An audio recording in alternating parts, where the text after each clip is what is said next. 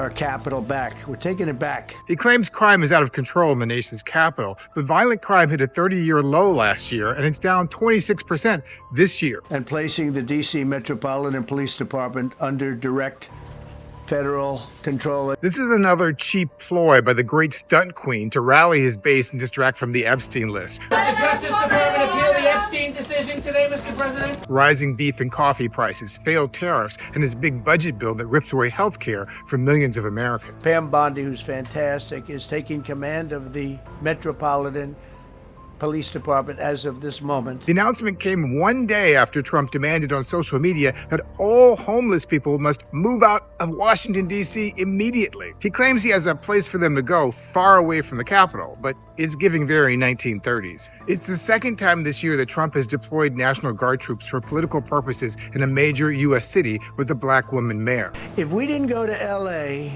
3 months ago, L.A. would be burning like the part that didn't burn. The lies, the lies, the lies. We actually sent in our military to have the water come down into L.A. Not true. But unlike Los Angeles, most of the people Trump is targeting in D.C. will be black, not Hispanic. This new campaign started when one of Trump's young staffers named Big Balls got beat up in Washington, D.C. Trump supporters claim he didn't have the authority to send in the National Guard on January 6 when thousands of white insurrectionists stormed the U.S. Capitol, but suddenly he has the authority to send in the National Guard when one of his staffers gets beat up. He won't send in the Guard when 23 people were killed by a white supremacist in a Walmart in El Paso, or when 26 people were killed at a church in Sutherland Springs, both in Deep Red, Texas, and both under his watch. And he never said that crime was out of control when a white male Trump supporter assassinated a Democratic lawmaker in Minnesota and tried to kill several others, or when hundreds of white supremacists marched in Charlottesville and a 32-year-old woman was killed. Very fine people on both sides. What Trump does is he cherry-picks stories from Fox News to feed his racist narrative. He claims he's making America safe again, but he just freed a convicted murderer who killed 3 people, lit a fire to cover up the crime, and then fled to another country. And he pardoned 1,500 insurrectionists who attacked police officers and led a violent coup attempt against the United States government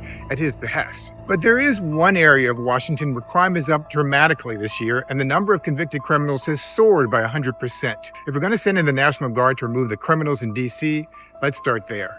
Send them to the White House.